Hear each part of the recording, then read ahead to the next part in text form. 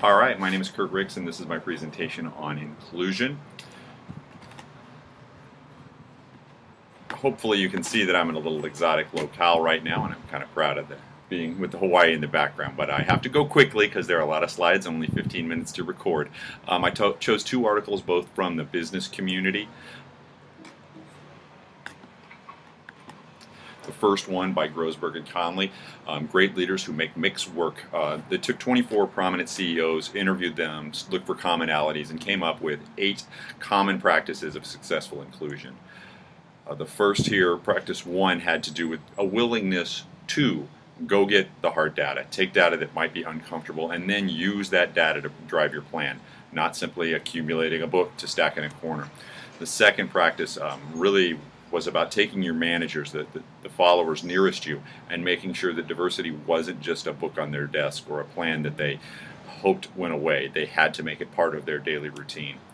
Practice 3, leaders must support flexible relationships. This one kind of hit home with me because I've worked in so many public schools where the only flexibility that was really given to staff members were coaches. So they had to have last period prep, they had to do this, they had to do that. But everybody else who wasn't a coach was expected to work the same 7:30 to 3:30 day, and if they were going to be part of a committee, they better be able to stay till 5 those days. That kind of inflexibility, I think, leads to a narrow party of people who are really your decision makers, coaches and administrators, and not much else. Practice 4, human resources must recruit a diverse pool of candidates. I've sat in many a screening of stacks of resumes, and I have to admit, what I'm sure others have, you tend to go with people that look on paper like you look on paper, and end up with a campus full of people who are the same. And I'll say it probably 2 or 3 times during this. I've worked in a lot of campuses, and until I went overseas, and that's almost 20 years into my career, I never worked with an African American teacher. I taught in a largely Hispanic population with no Hispanic teachers. It's shameful how much we gravitate towards middle-aged white class America and think we're diverse. Practice 5, training your managers not just to get a diverse staff, but to really capitalize on diversity of thought. Instead of trying to get everyone to see things the same way, to really look for those differences and take advantage of them. Leaders must sponsor and support mentoring. This doesn't mean so-and-so is going to be your mentor, so if you have a problem, talk to them. It means training your mentors on what they need to help people with, on how the relationship needs to be on schedule, common meeting times, making it work for mentoring. Now, role modeling is a little different. This has to do with almost everyone on staff having that shared vision that someone new, someone who's not like everybody else, still sees that vision being played out on, whether it's on the playground or in the classroom or in the office, that you can still role model. And this doesn't mean everybody is Watusi the same, but the vision is being expressed across the campus. And lastly, practice 8, this one amused me, the idea of a chief diversity officer, as Grossberg and Conley called it. But as I look at it, our organization we have now has a fairly substantial human resources department. Could someone be tasked or partly tasked with making sure diversity was an imperative? Some thoughts here from Article 2 by Gia Interlandi. Inclusion is the process of seeking out and embracing uncommon ideas, unique individuals, and challenging situations. Skilled leaders understand when to take the time to draw out the critical and creative individuals. Effective leaders set unambiguous expectations for behavior and draw respectful boundaries for outcomes without predetermining solutions. I love all 3 of these quotes from that, otherwise I would not have read them aloud, especially the last one. I think too often we approach a committee, we approach a meeting, we approach a problem already deciding what you expect to happen and just trying to massage your group to do it the way you planned in the first place. And how much better would it be than to have a group of individuals who are already all like you? But that's completely contrary to inclusion. Now, Interlandi said there were 3 essentials to promote inclusion. And the first essential was hearing the critical voice. The idea was, how can you, as the leader of a meeting, the leader of a school, make sure that those critical voices are heard? Agendas, simple agendas, where there's time for that voice to be expressed. Paraphrasing. I actually was complimented once on paraphrasing, and at the time I didn't really think much of it. But now that I look back, I think it's a huge skill, because not everyone while certainly not everyone's ideas are the same, and not everyone's ideas are going to be popular, I also think some people struggle to deliver good ideas tactfully. Does that mean it's a bad idea? Does that mean you can't do it? No. As a leader, I think it's your job to paraphrase that good idea so that everyone hears it, regardless of how it was originally delivered. There need to be some criteria for how you evaluate an idea, and it can't just be it's Bob's idea and we don't like Bob. It's Gene's idea and we love Gene. It needs to be tangible criteria. Lastly, there can be roles assigned to make sure there's divergent thinking. I know when I was a union president, we had a board member of our teachers union, and he came to me one day complaining that he thought that he was never very popular in meetings and nobody liked him and he didn't like the things he said. And I told him, I said, Mike, without you, none of us would think of this stuff. We need you to go on being just that bit of an unpopular terrier. Otherwise, we'll run amok. And I think that's what a little bit of what Interlandy's talking about with divergent thinking and who's got a role within that. Interlandy's second one said, hold others accountable. I struggled with getting my head around this as I was reading it, but finally it kind of came to me that she's talking about preparing all your employees to be leaders and having a plan so that when they're given those leadership responsibilities, you give them feedback on how that is going for them. You debrief on their leadership activities and you value the contributions that they're making. Lastly, Interlandy said you have to sit with discomfort. Those words, kind of rung true with me.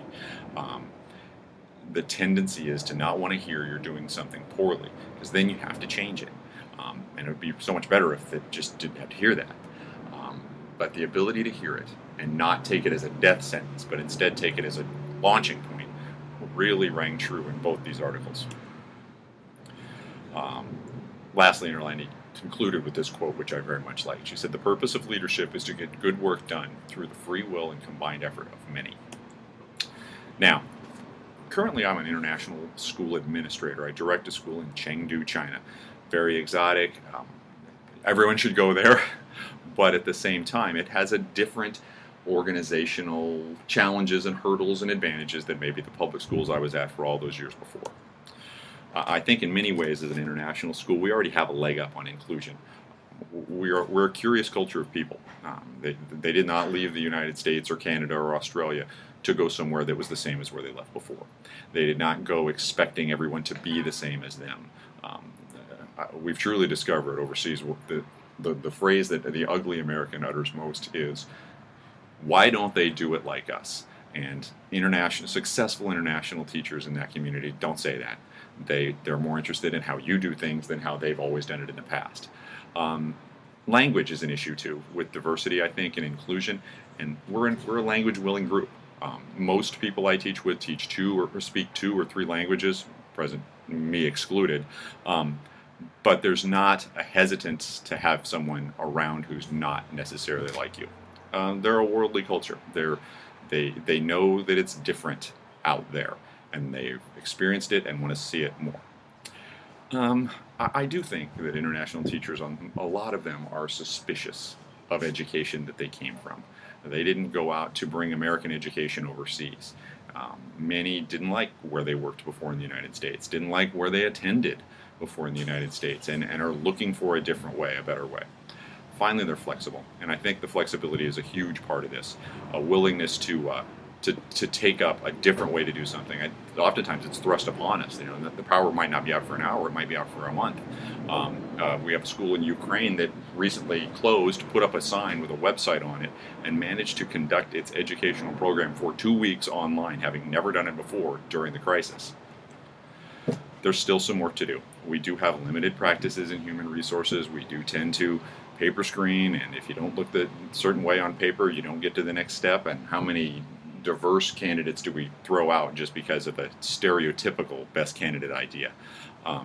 We do tend, like a lot of schools, to be dependent on the leader to come in and make the changes and complain later, rather than come forward with our own leadership ideas. Like I said before, data can be a fearful thing, and sometimes I think we just wish it would go away rather than use it as a tool for change.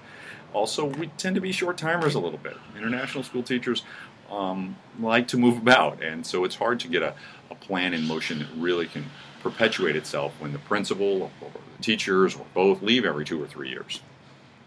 We do have some issues to conquer. Some good places to start would be with Central Hiring made an inclusion policy part of what they do. And if we did pick someone in that organization to be the CEO of diversity, because we have top-down administration, there's a lot, there's no teachers union where I am now. I do think there's an opportunity there to make system-wide change quickly if it's the right change to make.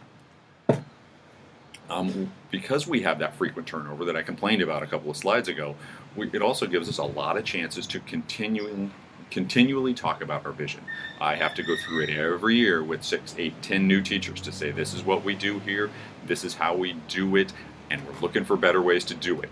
Do you have things to say? The vision can be kind of organically planted and replanted because of all the turnover.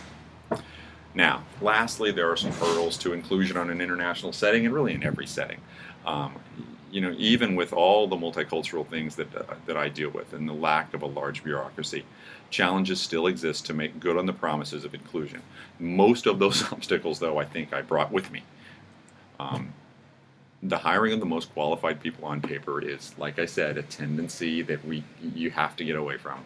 The paper screening that doesn't consider, is this person different, as a bonus, must go away. Old habits and excuses continue here. I tend to look for people who are like me. I think everybody does that. You're prone to gravitate to people who will see your ideas the same, but to put it simply, I already got a me. Abraham Lincoln did want a bunch more me's. I think we could struggle along to make sure the same thing was true of our organization. Conflict avoidance is a tendency of mine. If the easier route is going to lead to less conflict, I think I would choose that one in a pinch, but I know that that's not going to lead to an inclusive environment where all ideas are valued and really explored. Vision insecurity. I think that inclusion would be much easier if you really did have a vision that you would die for. And as long as, I'm personally a little bit hesitant to say this is exactly what I think it should be. I think there's going to be a harder time hearing dissenting voices, hearing perspectives on what we're doing that I might not have planned on. As long as I have an insecurity, I think sometimes it would see me crawling into a little bit of a shell vision-wise. All right, so again, these were the 3 documents I used in preparing this presentation. I apologize for my haste in speaking, but Screen-O-Matic in 15 minutes was as best I can do. I hope you enjoyed it, and I apologize if you didn't. Thank you.